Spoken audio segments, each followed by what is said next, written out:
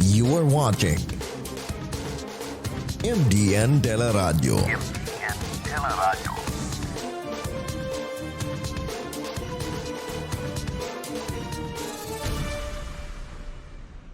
The views and opinions in this video are those of the anchor, the program host, and its guests. Do not necessarily reflect the views of MDN Teleradio. Furthermore, the assumptions, views, opinions, and insinuations made by the administrators through the programs and the comments do not reflect of the management of MDN Teleradio, Mindanao Daily News, and the page itself. Makalipas ang 10 taon, lumilipad ng muli ang agila. Namamayagpag sa himpapawid. Umaaksyon para sa kaunlaran. Tunay na naglilingkod. Serbisyo para sa bawat Pilipino. ANASTAT, aksyon ng agila sa trapiko at transportasyon. Ngayon, panahon na. Aksyon ng agila. Tuluyang aksyon. Mas pinainit na talakayan. Di lamang sa trapiko at transportasyon. Alagad ng kalikasan. Tagabantay ng katahimikan. Salamin ng katotohanan. Makinig at makialam. Lunes hanggang Biyernes. Alas 10 ng umaga hanggang alas 12 ng tanghali. Sa MDN Radio, Radyo Serbisyo. Kasama pa rin ang mga kasangkang ahensya sa suporta ng Fraternal Order of Eagles, Philippine Eagles.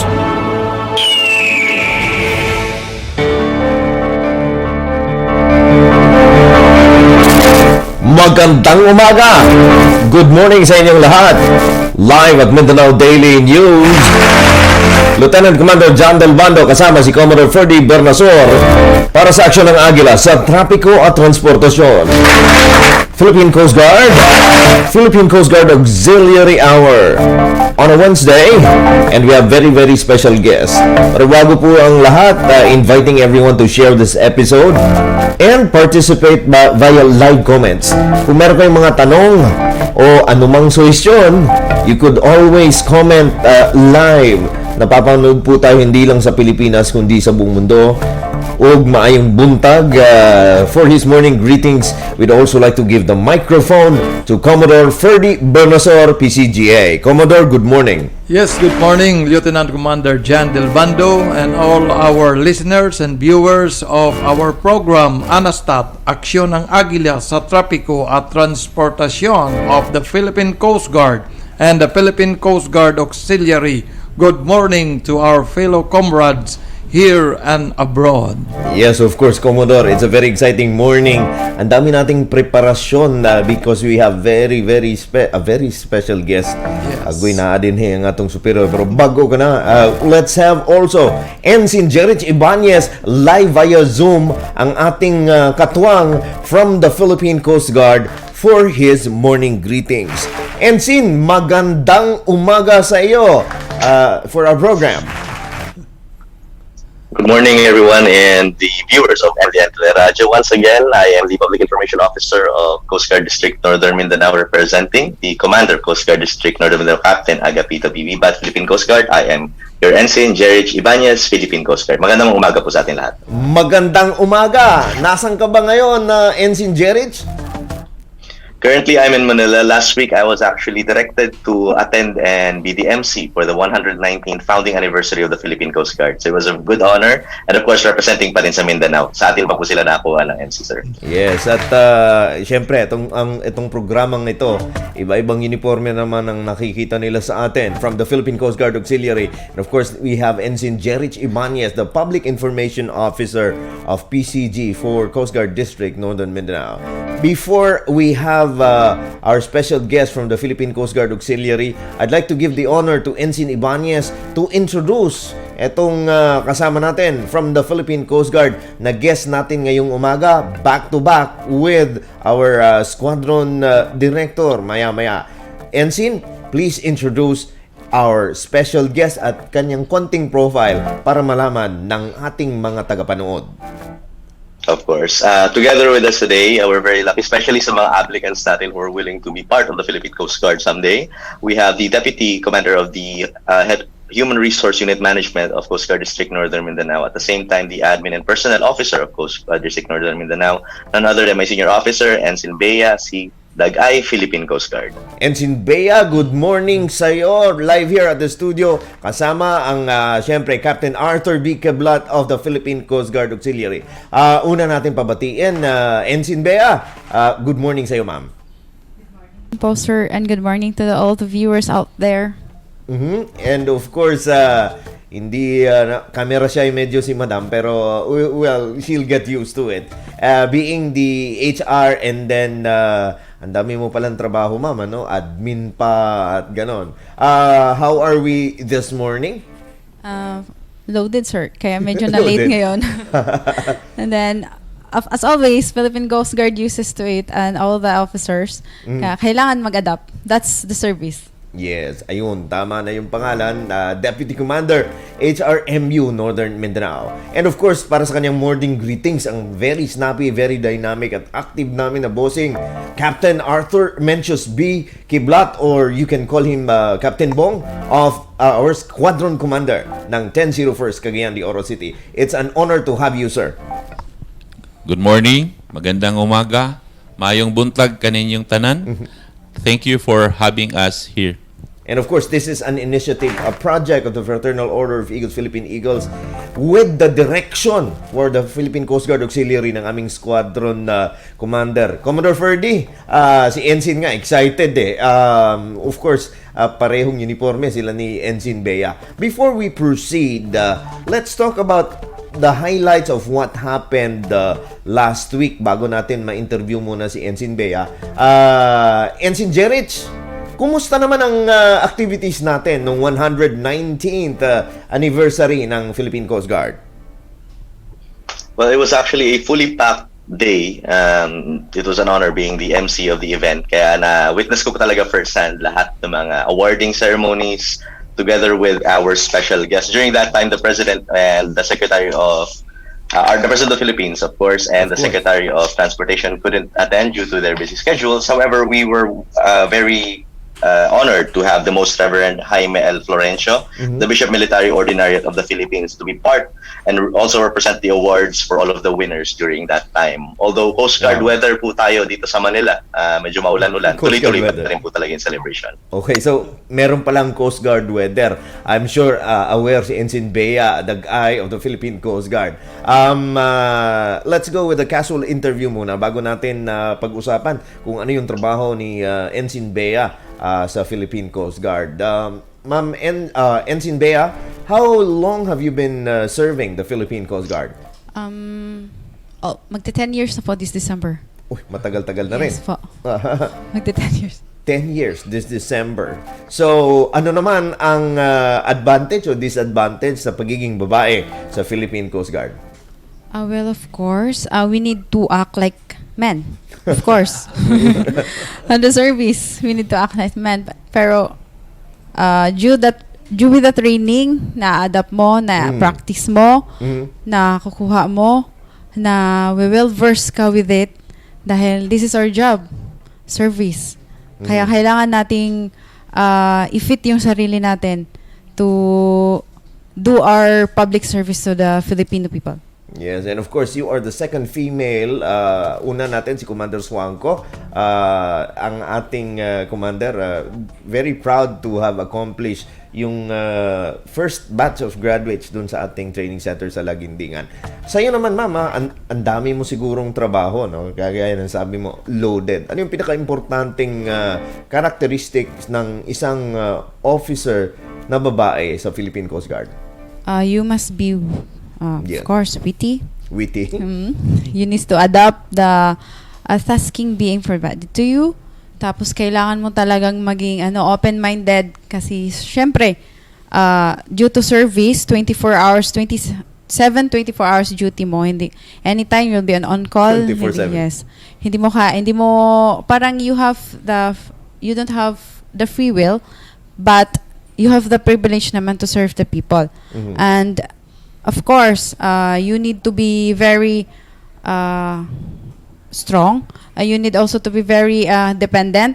You need also to be very yung adaptive and open-minded kasi syempre yung sa work natin is service first, second na daw yung family. Yes, and of course, kaya nga nandito ang aming Captain Arthur or Captain Bong kasi pagsiservisyo din yung ginagawa namin. As yung sa HR naman, Ensign Ibanez mentioned that being nasa HR, no, yung applicants under pa rin sa iyo. Yes po, being the Deputy Commander of the Human Resource Management Unit in Northern Mindanao, we also catered about the applicants na yung sino yung aspirant to become the Philippine Coast Guard members. Yan po, welcome na welcome po sa amin. So, gaya nga ni NC na, there were also reports of may mga graduates tayo sa Masbate, being the information officer. Ensign Ibanez, ilan yung graduates natin? I think I had a grasp of, I saw the photos doon naman sa report. Yung sa atin dito sa Lagindingan, ilan naman ang graduates sa Masbate, Ensign? Actually, try to get the information right now where you were saying it. Yung sa atin dito is 463. Sa Masbate, I'll try to get the total number, the tally, and mention it a little bit later, sir. Okay, once we get the so, information. but there, females naman ang nasa Masbate, Ensign? Yes, sir. Yes, sir. Yung po nakita natin dun sa last highlight, the female. So, although yung difference lang po, pag sa enlisted personnel, usually separate po talaga yung training center natin sa mga female enlisted personnel and male. However, sa mga officers po, isang training camp lang po talaga kami dun. So, yun ang medyo may distinction when it comes to the training process. Okay. Ensign Bea, saan ka ba na-train? At that was 10 years ago. Una kong pumasok, sir, as an officer. That's by 2010. I've been trained in Taguig. Then by 2015, undergo ng training ng officer in Bagak. So iba-iba, dalawang beses ang training mo. Yes po. Yes, meron din tayong mga special forces, meron tayong iba-ibang units sa Philippine Coast Guard. Lahat po ba tayo sa Coast Guard, ma'am, WASAR training? Yes, sir. We need to undergo WASAR training since it is one of the capabilities ng Philippine Coast Guard to save life.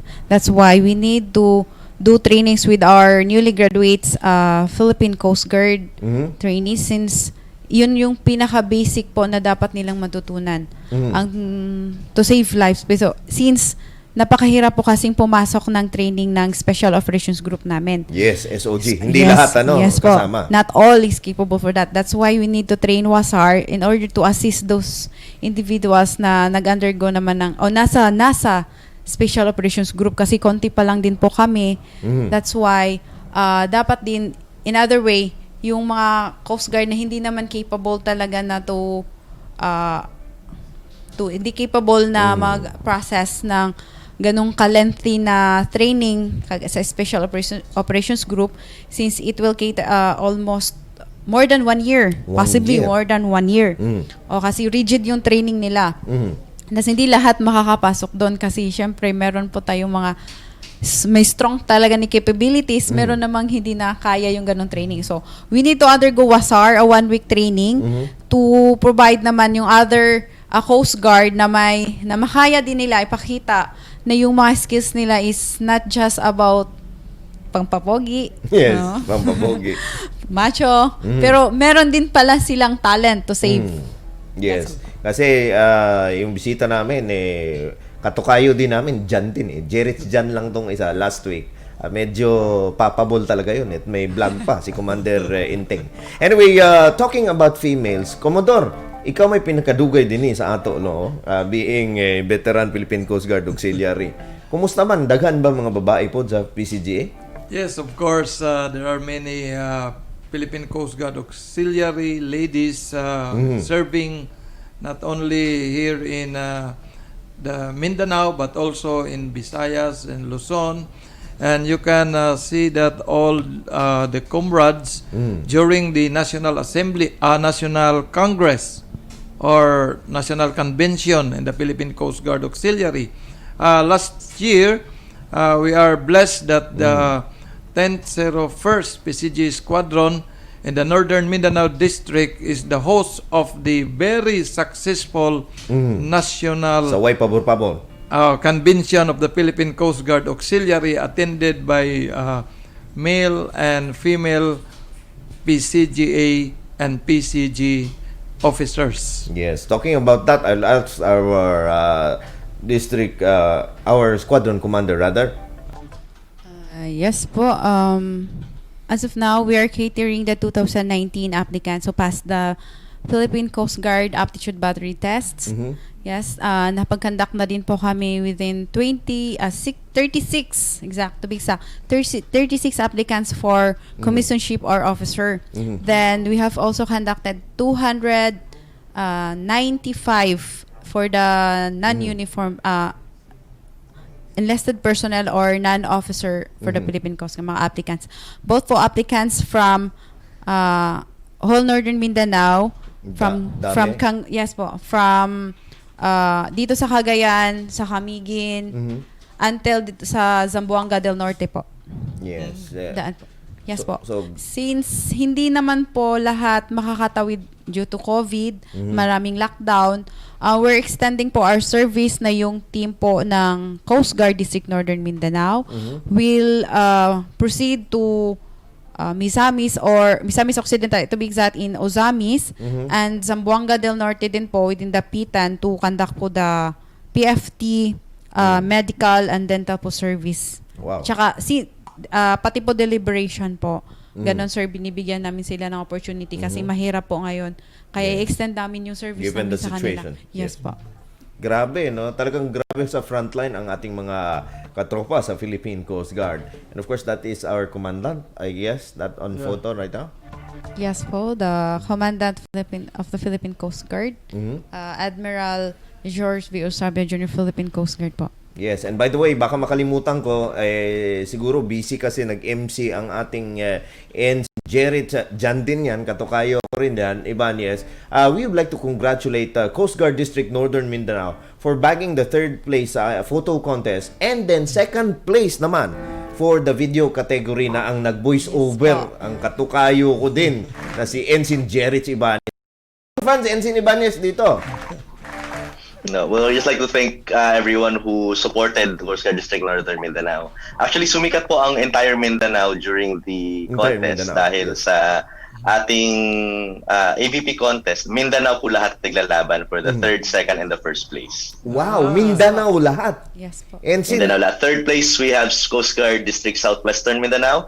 2nd place, tayo po Coast Guard District Northern Mindanao. And for the 1st place, or the champion, and at the same time, the people's choice is Coast Guard District Northeastern Mindanao sa Caraga region po natin. So lahat Mindanao po. sayang, next year paghandaan natin, dapat 1st place tayo, Ensign.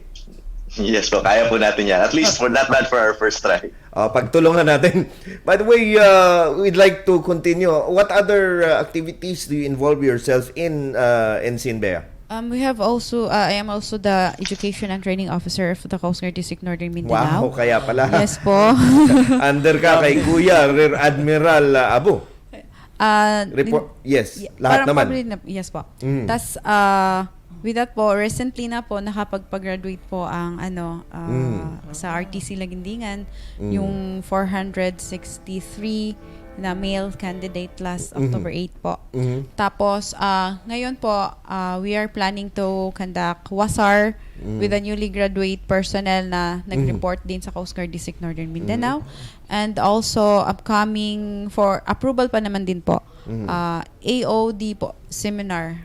Parang basic po siya seminar to be exact para sa mga Philippine Coast Guard na personnel in order po how to address mga events involving ordnance po, mga bomba, ganun po, sir. Yes, of Yes course. po. Commodore Ferdy, baka may gusto kang dagdag na tanong kay Ensign Bea. Kasi mamaya by 10:30 to be exact, kami ang may iiwan ng aking squadron director dito. Kasama naman na yung guest natin via Zoom na si Captain Gamalinda. Commander. Na-promote ko na agad. Gaya mo, naging Commodore kanina. Yes, you go ahead with your question. Lieutenant Commander Jan Del Bando. Actually, our guest this morning, Ensign BEA, has a lot of position in the Coast Guard District Northern Mindanao. And besides from your I think you have a 4 position in the district, ma'am. Yes, sir. 2 weeks off. I have 4. What, ano, If it- ano ba talaga sa 4, ma'am, yung pinakamahirap na trabaho mo dyan? For me, sir, is the control for the admin and personnel. Since ang dami pong personnel ng Northern Mindanao, starting from Camiguin, down to Cagayan, to Iligan, to Uzamis, to Zamboanga del Norte po. Yun po, yung sa admin. Kasi syempre sa amin din po yung mga promotion, sa amin din po yung mga ratings ng personnel. Yan po, marami siyang monitoring po. Even though na ano siya, paulit-ulit yung iba, pero syempre we have to update kasi may come and go na mga personnel within the district. We'll be right back after this break, still with Ensign BEA, DAG of the Philippine Coast Guard, and Captain Arthur Mencius Bong QUIBLAT PCG. Di lang igo dito sa label pero taas na siyang pangalan, but you can call him anytime, anywhere. Kuleho kayo, kay active ka na siya. Mubalik kami human aning pipila ka pahinumdum.